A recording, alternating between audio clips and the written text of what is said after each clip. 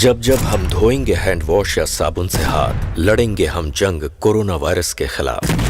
Savlon.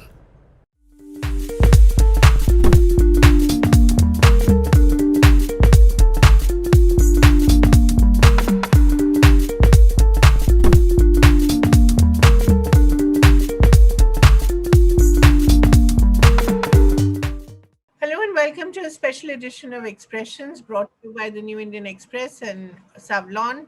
I have with me Dr. Swapneil Parikh, who's a physician and very active in spreading actual right information, a super spreader of the good kind on COVID. Thank you so much for joining us, Dr. Parikh. I know that you're a physician to Mumbai Indians as well, and the Indian Super League. So I know you juggle a lot of things. So thank you for making time for us. I'd like to get into the conversation straight away and ask you really, where did we go so wrong in our analysis of, how the second wave was going to hit us? Thank you for having me. It's the $1 million question, or rather the $1 billion question. Where did we go so wrong? The fact is that this was entirely predictable, and it was predicted. So it's not something that happened out of the blue. We know that there were more transmissible variants emerging in December. UKPHE had Public Health England had put out a lot of information about these more transmissible variants. There were some warning signs even by February that there was an uptick in transmission in Maharashtra, and many people, I was just one of those people, but many people, some far more qualified than I am, were raising an alarm about an increase in cases. I was particularly most concerned about the rate of increase in cases and the fact that this increase was occurring in areas where there was already high seroprevalence. That means in areas where people had already been infected in the past. So that was very concerning to me right off the bat. I thought that this indicates higher transmissibility and possibly immune escape. That means a virus that's evading our immune response to it, at least partially. And now we know that both were true. I mean, definitely increase in transmissibility, but also partially immune escape. So, what went wrong? How did we get here? Well, when we talk about social distancing or physical distancing, rather, to suppress transmission, Yeah. you have to look at its impact on future transmission. So, our ideal goal is maximally suppress transmission, like New Zealand and Australia, other countries have done, and sustain that suppressed transmission till vaccines are widely rolled out. Right. That's very difficult to do. We're seeing even with Australia, they're struggling to manage to do that. Many countries are struggling to manage to do that. When we do what we call an intensive physical distancing strategy, that's like a lockdown. Yeah. When does that occur? That occurs either when the health system is entirely unprepared for the levels of transmission that are likely to occur, or when we already find ourselves in the midst of such catastrophic levels of transmission that our health system is crumbling and we have to lock down. So the ideal strategy, like I said, would be to maximally suppress transmission. Difficult to do.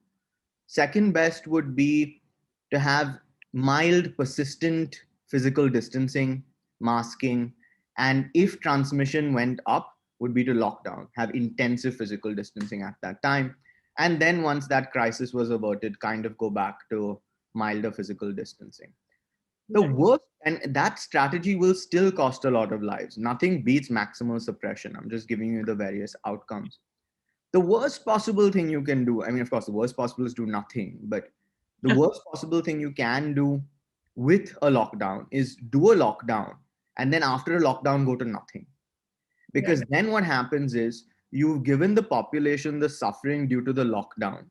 They've taken that. And eventually, because you've gone to from intensive physical distancing to intensive physical contact, like mass congregations, your eventual outbreak size is the same. The eventual scale of the epidemic is Right. same, just delayed it. So when you do intensive physical distancing like a lockdown, it's expected that transmission will go down, will plummet.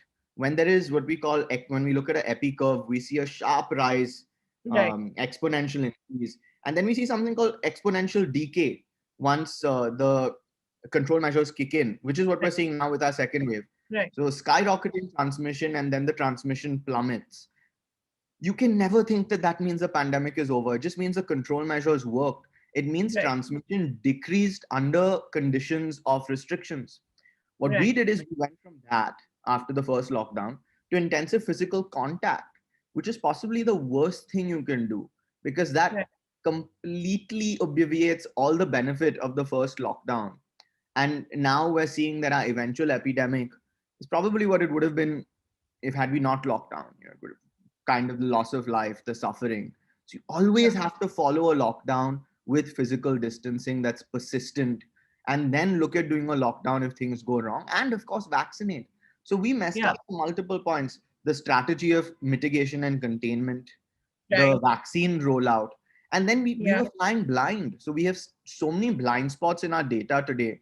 We can't Yeah. accurately tell you how many people have died in India, how many people have been infected, how many people have been reinfected, Right. what the age distribution is, what the geographic distribution is, what's happening in rural India. We don't have an early warning system there, and we have very Right. poor genomic surveillance. So on Yeah. all possible fronts, we have blind spots and we made mistakes. And this Right. is these mistakes were made from top to bottom. Multiple Right. people made them, from the modelers, policymakers. Everyone made mistakes, and we're seeing what happens. Yeah. So, Dr. Parikh, have we learned our lesson in this second wave?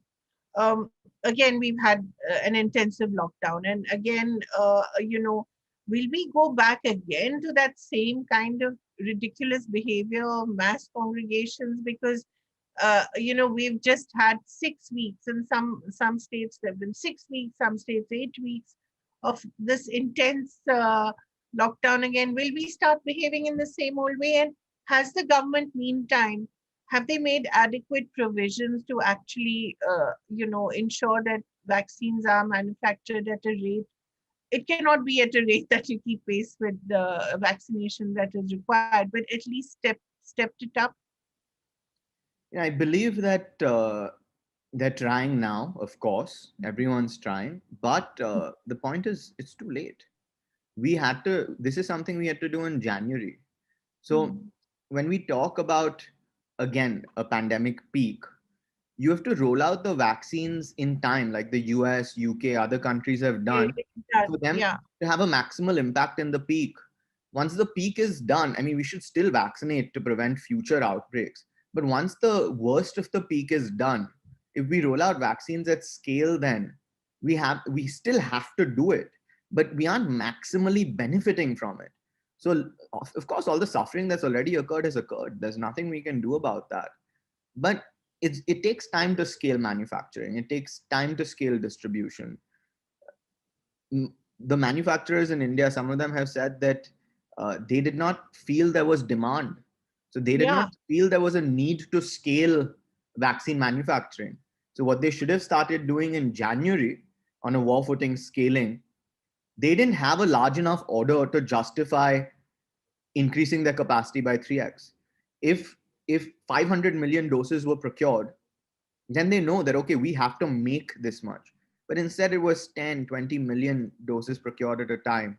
So there was no clarity to the manufacturers that this is what your expected demand is going to look like. We left them with some uncertainty. Other countries have supported manufacturers to scale out. We can get into discussions about pandemic profiteering after the pandemic. It's yeah, important to do, but this is not the time for it. Right now we need to save lives, right. and the only focus should have been on scaling vaccine manufacturing, diversifying our vaccine portfolio. So we should have had more than just the two vaccines we have, or Yeah, three vaccines we have now. And there were manufacturers that applied to India in December of last year. We didn't act on that. So there was a lot of lethargy and inertia and hubris. Thinking that somehow India would have a different outcome from everyone else. And the sad reality is now it is a little too late. yeah. So, Dr. Parikh, this is also not going to be the last peak. We keep hearing about the third wave, the fourth wave. So there will be, and then there'll be different kinds of viruses as well. Unfortunately, we seem to now be living have to learn to live with these viruses. So going forward, what can we possibly do now? Now at least the government realizes that vaccines are important, that they have to use the peacetime, so to speak, to prepare for the big war. At least I hope they've realized it now. You know, I can't speak to what the government has realized or has not realized, but the fact is that this is what living with coronavirus looks like. So when we Dead say live with and coronavirus, dead. this is what it looks like. Peaks like this, outbreaks like this. And even in the future, maybe there won't be outbreaks of this scale. Maybe there will be, maybe there won't. But there will be localized outbreaks. So maybe it won't be the whole city of Mumbai getting overwhelmed, but you might see 2 or 3 hospitals in Mumbai suddenly get overwhelmed, ER Right. rooms struggling, quality of care get compromised there. So the only sensible pandemic exit strategy is universal vaccination. So we just Right. have to vaccinate at scale with speed, diversify our portfolio, ensure we have the manufacturing to back up the distribution. And we need to do all of that on a war footing. It needs to be our single greatest national priority. Right. Everything else is a distraction. Like Yeah. fighting the pandemic is our national priority. We Right. need to ensure we do that. Doesn't seem like it, does it? Again, I am not privy to what goes on in Delhi, so I don't know. But like I said, if we were serious about it, this is something we should have been doing in January and February. Right. It's already May. It's already end May. Dr. Parekh, let's talk a little about the healthcare system. So many of its chinks have been exposed so badly, and it has cost frontline workers, people like you, it has cost them tremendous amounts to take care of the overwhelming number of patients. What are the things that we can do in the interim till we have a system where we have more ICU beds, we have more oxygen per bed? What are the things that we can do? Do we not need to create a new paramedical a sort of cadre, so to speak, which can actually deal with things like operating oxygen cylinders, knowing how to work concentrators, basic skills which perhaps we don't really have currently? Whenever we talk about scaling healthcare capacity, firstly, let me qualify by saying even before the pandemic, healthcare capacity in India was disastrously low. It was a problem waiting to occur, and it was extremely inequitable. So Right. the distribution of health resources was very skewed towards urban areas, whereas the needs are very skewed towards rural India. And uh, I'm talking about both in terms of infrastructure, resources, financial resources, and manpower, and human resources rather. So all of those were skewed in an inequitable way. But when the pandemic hit, what we started, it exposed these inequities. Yeah. The important thing to realize is that even if we scale health capacity, if we have exponential growth, the capacity so scaled will be breached. So we have to do both things. We have to flatten the curve of hospitalizations and hopefully infections too. And we have to scale. So we have to reduce the load on the health system and simultaneously increase the capacity of the health system to respond. We have to Right. do both. The critical step is reducing the load. If we don't Right. stop exponential growth or prevent exponential growth next time, then what's going to happen is whatever capacity we build, we can't keep up with exponential growth. Right. And we're seeing this happen across the world. We saw it happen in Italy, it's happening in Japan right now, it happened in the US, it happened in the UK. So this is not an Indian problem, this is a mathematical problem. You Right. cannot outcompete the mathematics of exponential growth. Right. But where do we build the health capacity? Where is the need? We don't know. Like there are such data blind spots right now that even in, let's step back from building capacity. Right. Let's say the issues in Delhi started improving, we deployed a lot of resources there, and now suddenly we see things are getting disastrous in UP. Yeah. Then what we should do in real time is say, okay, we should move healthcare workers, oxygen, From Delhi to, transportable capacity from Delhi to UP. Or if yeah. things are getting better in Maharashtra, from Maharashtra to there. But of course, that's not going to happen. There are political reasons it's not going to happen. And even if everything else was figured out, we don't have the data to know what's heating up in time to make those preparations.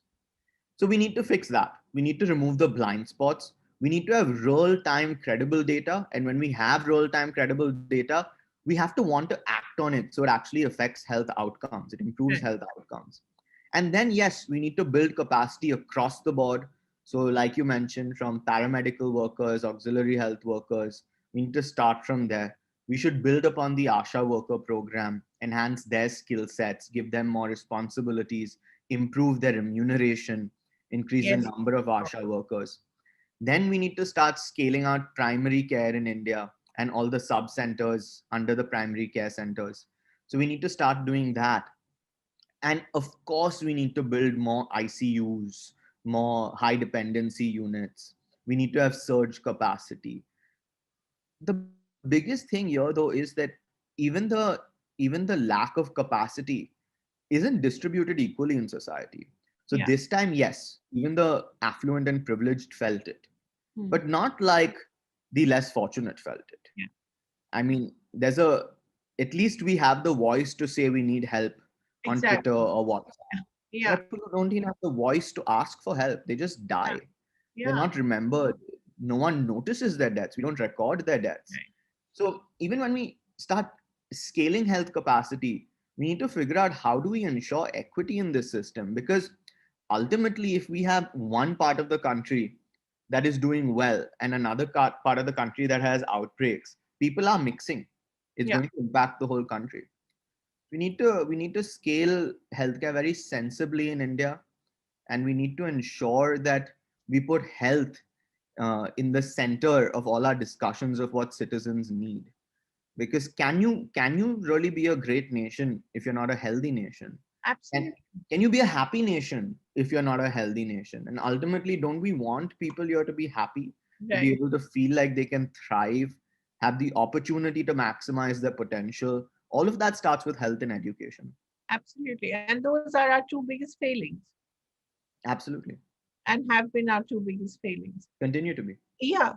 So now, if I were to ask you, what are the top five things that any health minister, any reasonable health minister, especially one who's a doctor, you would imagine is, perfectly qualified to do this. But if I were to ask you, what are the five things that, the health ministry of this nation needs to do right away? How would you list that list of priorities? The first priority is vaccination. That's the absolute top priority. So I'd say that equally manufacture, uh, import, and distribute. We need to scale all three of those. Right. That's key. That's the most important layer. But just to develop on that thought, currently we have this crazy idea of state governments bidding for these vaccines, and you know, I think except for the BMC, it hasn't worked anywhere else. Does that work? The decentralization of acquisition? Of course, it doesn't work. Like we're seeing that it's not working. Yeah. Essentially, passing your onus, your responsibility uh, onto other people. And I can understand that there may be some need to share the financial burden between the center and the state. So come to some kind of agreement with the states and say that okay, we'll procure centrally, and you can contribute X amount Right. in relationship to what you need. But we have to remember that we need to vaccinate urgently right now. Yeah. This is not something we have time to figure out over the next few weeks. Right. We need to procure the vaccines, we need to scale that ASAP and figure out the rest of it later. We can't keep putting roadblocks in the way. The second is testing. Yeah. So, like vaccines will prevent infections. Testing will also prevent infections. So, it allows us to identify individuals who are infected and infectious and isolate them and prevents the secondary transmission of infection. Yeah. We need mass testing. Testing should continue even as we start rolling out the vaccines. In some settings, we need to continue testing. In vulnerable areas, we need to continue testing even after. And we need to continue surveillance based testing. So we need that. And with with that, I will lead on to data. So one is, of course, as relates to testing the spread of infection, but real-time credible data Right. in the form of, sorry, also in testing, I will include genomic testing. Okay. So along with testing for infection, we should also be testing for the variants, Right. so genomic surveillance. And that includes testing with PCR, with RT-LAMP, CRISPR, includes testing with rapid antigen tests, spectroscopy-based assays, genomic sequencing, wastewater epidemiology. We should start testing the sewage for Yeah. the viral RNA and for variants. That's critical. A recent outbreak in Australia was detected in the wastewater, and numerous studies have shown that if you test the wastewater, you can detect it almost a week before you can detect it by community-based testing, or until you wait for people to come to the hospitals. Right. So, and then real-time data. So we need testing data, data on the variants. Genomic epidemiology is so important. We need data on breakthrough infections, reinfections. All this data needs to be credible. We can't have blind spots in rural India. We need data about hospitalizations. Who's getting hospitalized, the age of the the age of the people getting hospitalized, what percentage of vaccinated individuals are getting hospitalized. There's so many different data points that we need that we just don't have right now. Right. So critical that we have those, and we have those in real time. The fourth is not much that we can do about it right now. Maybe we can look at redistributing healthcare workers from areas where health workers and health resources, areas where there is limited or slightly less spread, uh, Right. into areas where there's more spread. But that's something more for the long term. We need more healthcare workers. We need more health capacity. And then finally, Doctor, sorry to interrupt again. But Dr. Parikh, Dr. Devi Shetty had suggested this, which I think Kiran Majumdar Shaw had also echoed, that why can't we have this mobile health force, which you were also sort of talking about a little earlier, which goes from district to district, moving along with the with COVID with the COVID infection. Is that not still possible? I mean, more than having a mobile health force, what I'm suggesting is a little simpler. Is that if you start seeing control occur in Maharashtra, Yeah. but you start seeing a bad outbreak in Kerala, or vice versa, then Right. states should be able to say, okay, we're sending you health resources Yeah. now. Yeah. Of course, because it's the right thing to do, but also because it's enlightened self-interest. A Yeah. bad outbreak in Kerala can come to Maharashtra, a bad outbreak in Maharashtra can go to Right. Kerala. So more than having mobile units, we just need to have a real-time system where we can redistribute health resources based on where the need is. Right. And we And can that do is that. possible even now. It is, it You is. don't have to wait for scaling up. Yeah, scientifically, yes, it's possible. In the terms of the politics of it, I'm not sure. I don't have Yeah. a perspective there.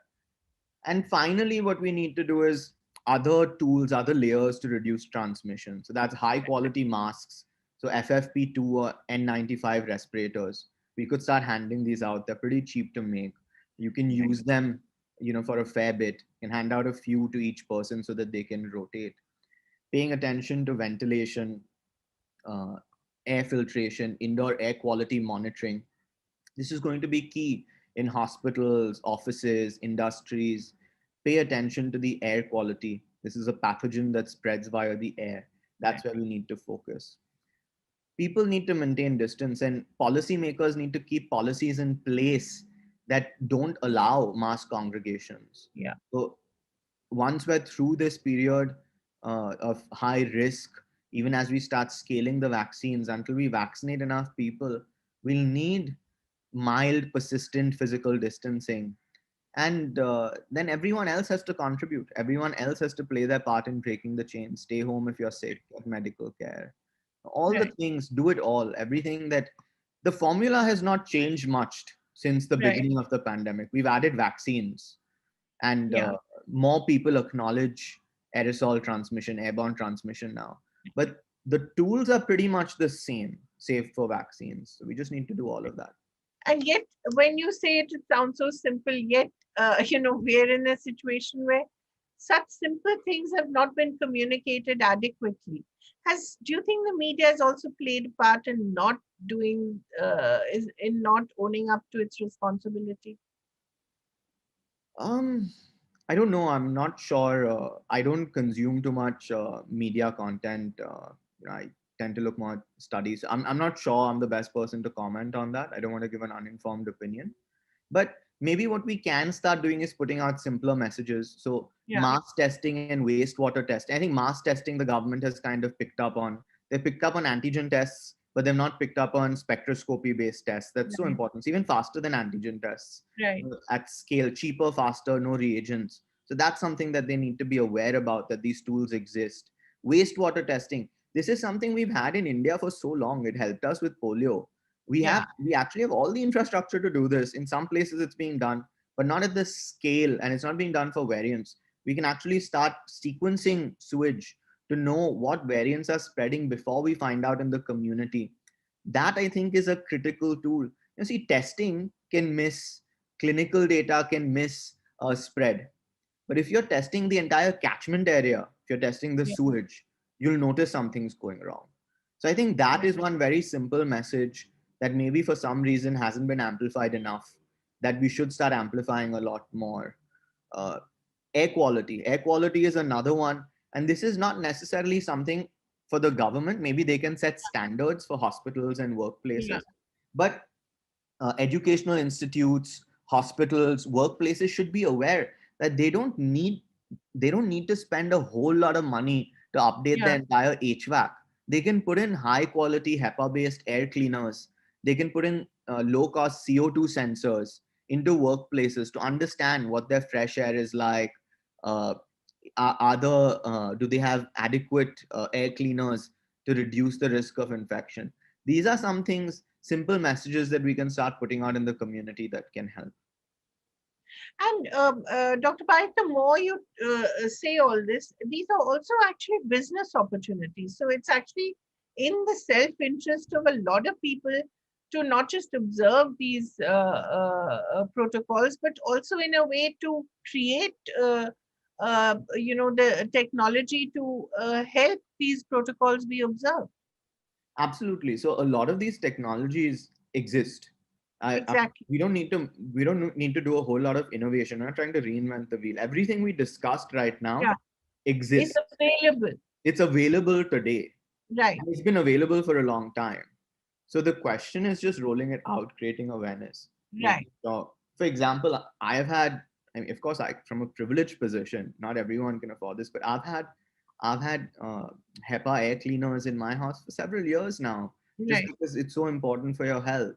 So these tools have been available, and I think the pandemic has highlighted that they're even more important. Is there one thing, possibly one thing that you have noticed in this time of adversity, which has allowed you to feel somewhat happy rather than just be dejected at the state we're in?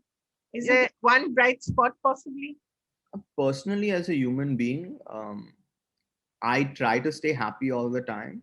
Like, I believe happiness is more about my mental state of mind, what's happening inside me.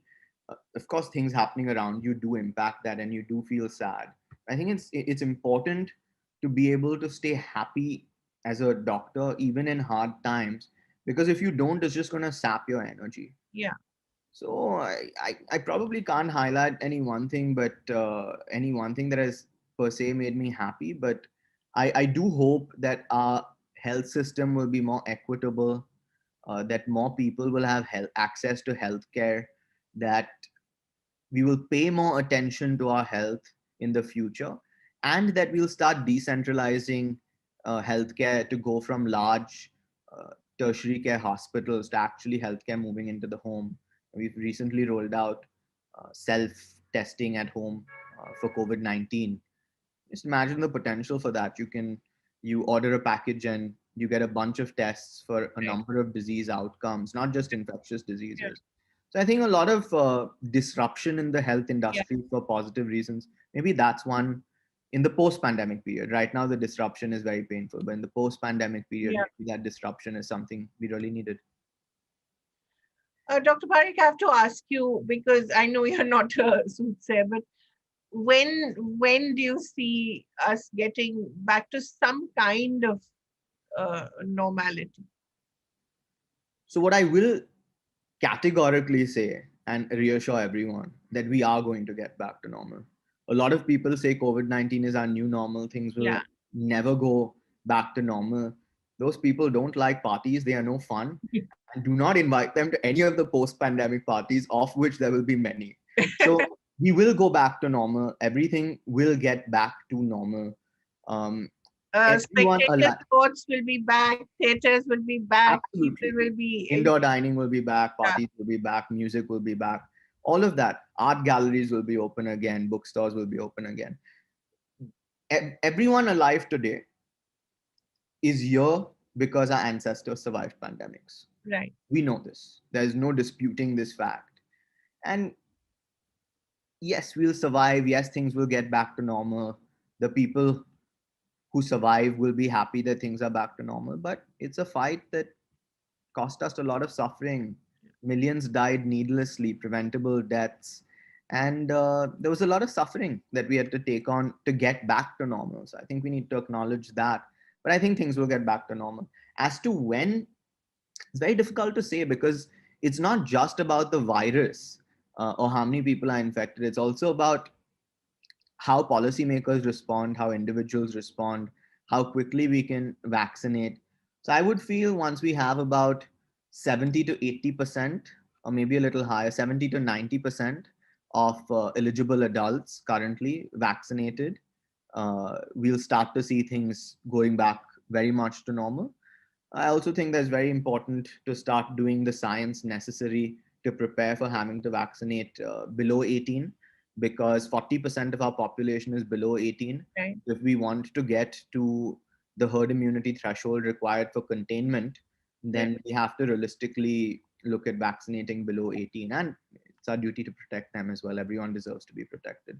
Absolutely. So this when really, it's really difficult to say because there are so many assumptions that we make, and a lot of those assumptions are if we do everything right. So if we continue the way we are continuing now, it's going to be a long time. It's going to be a year. If we do everything right, maybe longer than a year. If we do everything right the way we're supposed to, it could be sooner than that. A lot of it just comes down to how quickly and how well we respond. Right. Dr. Parikh, you've also written a book, I think, during this time, the coronavirus book. You want to talk a little about writing that? Right. Thank you for giving me the opportunity to talk about my book. So this is the book.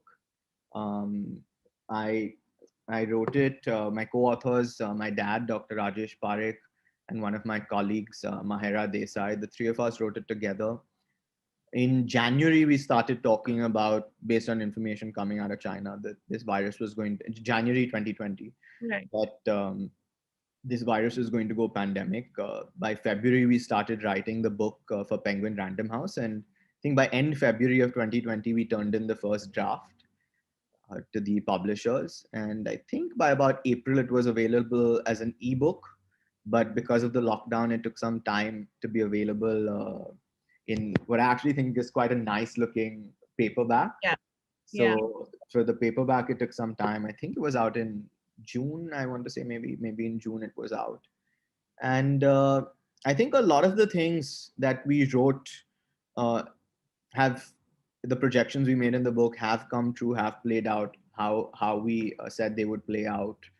A lot of the information we put in there is still very relevant today.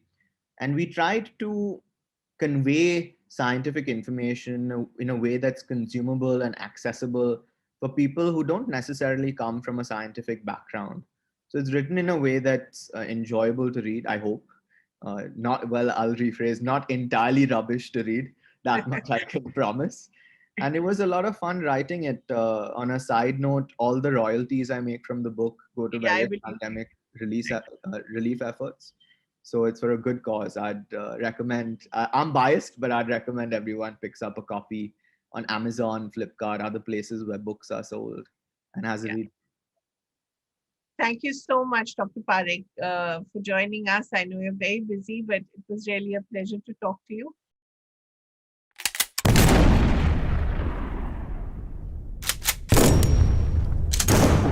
जब जब हम धोएंगे hand wash या साबुन से हाथ, लड़ेंगे हम जंग कोरोना वायरस के खिलाफ। Savlon